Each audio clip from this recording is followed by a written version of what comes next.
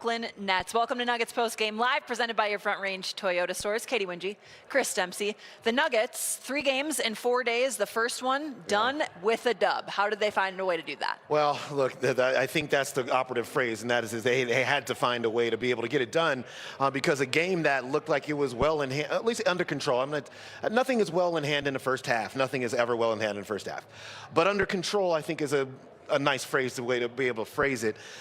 That they lost control in that of that in the third quarter, and so the fourth quarter, then just they had to, kind of go into a little bit of survival mode, and then obviously, what do you do when it's winning time? And so, you make free throws. You got a big 8-0 run kind of late in that fourth quarter to put you ahead, and then what you had to do was make the winning plays. That involves defensive stops. It involves making free throws. It involves not turning the ball over to see yourself to the finish line. The Nuggets were able to do that, and they get a big victory, actually an important one. And another clutch win for the Denver Nuggets without Nikola Jokic on the floor, and so much of that is due to who Jamal Murray turns into late in games. Yep. Once again, phenomenal in the fourth quarter. He brought that Murray magic. Made shots when the Nuggets needed him to. Yeah, he did. There was no way he was going to have a game today that he would sit up in front of the media afterwards and say, I don't love how I played. Not after the Detroit game, because he didn't love how he played in the Detroit game, and a lot of that had to do with late free throws. But what he is what he's always been for the Nuggets, really. When it's winning time, when it's clutch time, he makes shots, he makes plays. And Brooklyn was really actively trying to get the ball out of his hands. They were trying to really disrupt his rhythm. They were just not able to do that. He just is a masterful player under pressure, and you have to be in this league and with all these teams double teaming him off the ball. I loved the emotion that he played with too. We saw him get excited about a lot of plays, and so did Nuggets Nation on social media. They were also excited about what they saw from Jamal Murray. Goodness gracious. I feel like we had that reaction multiple times with some of the shots he made down the stretch. I think you're right, and if I'm not mistaken, I believe this weekend is when the reserves are going to be named for the All-Star game, and so we'll be watching for Jamal in that respect. But we all know what it is with Jamal Murray, and it's just he's so consistent. I can't stress enough how difficult it is to continually make these plays in the face of these really good athletic players and these defenses that are loaded up to stop you.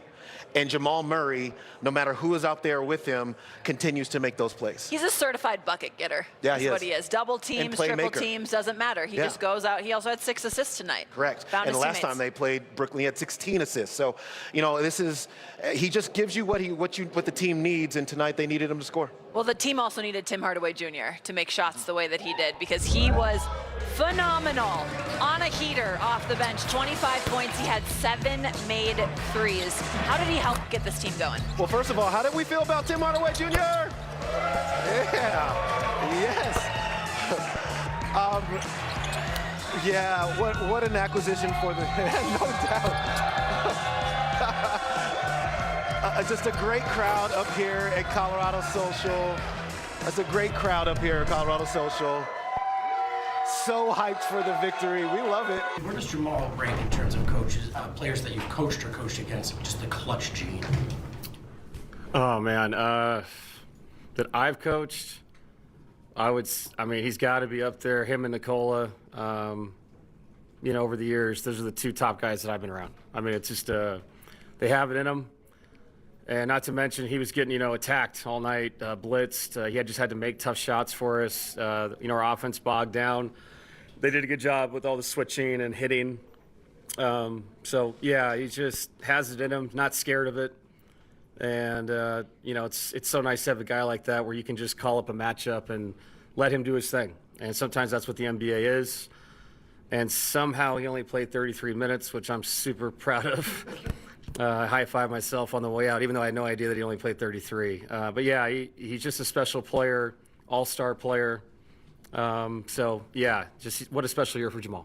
You've said it a couple times. If Tim Hardaway is 0 for 25, I want him taking a 26 shot. Yes. He had a really rough stretch, and now he comes out of it just on fire, really powered you guys tonight. What did you see out of Tim scoring-wise early on? Yeah, we needed it too. I thought he got us going there. I think we went up 10 when he went on that run. Just the power of confidence is amazing, man. Like, if you believe you are something and you put the work in, you should have the right to go ahead and do it. and that's what Tim is. He's professional, and guys like him in a professional, you see the work they put in. It gives a coach a lot of trust in somebody that go ahead and let that thing go. So 7 for 11 from 3, 8 rebounds, 25 points, a plus 21. I mean, just an outstanding night again for, in my opinion, someone that should be up for Sixth Man of the Year. Another good night from Bruce, getting downhill really, really well. What did you kind of see from him out there? Yeah, and I thought that unit flipping a little bit defensively as well. You know, he picked up, he pressured people, but to your point, 5 for 7 from the field again, 12 points. And I was so good to see him shoot the 3. You know, when we made the nice pass to the corner, he let that thing go. He's got to keep doing that and trust himself. Yeah, that bench unit was so impactful. They were the reason we won the game tonight with Jamal at the end closing it out. But I want to give, I really want to do, I know you're not going to ask me about him, but I thought Hunter Tyson was awesome in that game. I know he didn't score a point. The game demanded toughness. We had to clean up the rebound. The way we were guarding Michael, you know, it's like you're rotating, you're contesting late, and Hunter just played with great energy. And sometimes somebody's floor game is really impactful, and that's what those guys did. Bruce, Hunter, they just flew around and competed, and you know that was enough to score just enough points to win the game. But he was a big part of that. So that whole bench unit, Bruce included, very impressive. What were the challenges in guarding Michael tonight? Well, he's just so damn tall. I mean, he's and he's a great shooter. And you know, and he's got the ultra green light, 28 field goal attempts. Mike does what Mike does. He's very efficient with it. And you know, we crawled underneath him a few times. I thought in the first half, in the third quarter, we kept letting him come up the floor. And sometimes when a guy's that big, that's enough for a guy like a, the 6'10" shooter like that raises up. Much better job, I thought, in the fourth quarter of sending him down the floor and making him work harder to come get it. But, good homecoming for Mike. He had a great game, sat it out. I'm just glad we got the win. Coach, free throw shooting. Ironically, Michael Porter Jr. 1 point off his career high, which he's had 39 points in a Denver Nuggets uniform. That is his NBA career high. 38 points tonight, 7 of 15 from 3, 13 of 28 from the field. It's so strange seeing him on the other side in a Brooklyn Nets uniform, and he really is just showing what he can do, right? Yeah, I mean, look, with Brooklyn, his usage rate is the highest of his career. And you see what he can do when he gets the ball as the #1 option. He's just a scoring machine, he really is. Now look, I thought in this game that today, I thought the team tried too hard to get him into a 30 Brooklyn. or 40. Yes, Brooklyn tried too hard. Probably both, right? He took 28 shots today. 28 shots seems to be a little bit much for me. But when you want to come back home, and when you come back to your former home, I should say, and you want to have a really great game against your former team, then you really start to force the ball up in a way. I mean, nobody else took more than 9 shots. That's it. He took 28. Nobody else took not more than 9. And so that just says to me, and some of the things that were, he was getting into some crowds and forcing that shot up anyway. He really wanted to have a good game. Look, there's no disputing what he did here as a Nugget. He was he was instrumental in helping them get to an NBA title. And so you can't take that away from him. He's a great player. It was great to see him back. He scored a bunch of points, as he has been doing for Brooklyn all season long. And he just is so difficult to defend for a variety of reasons that David Edelman just addressed. Yeah, I mean, look, when he releases the shot, up here, his arm is like 8 feet tall.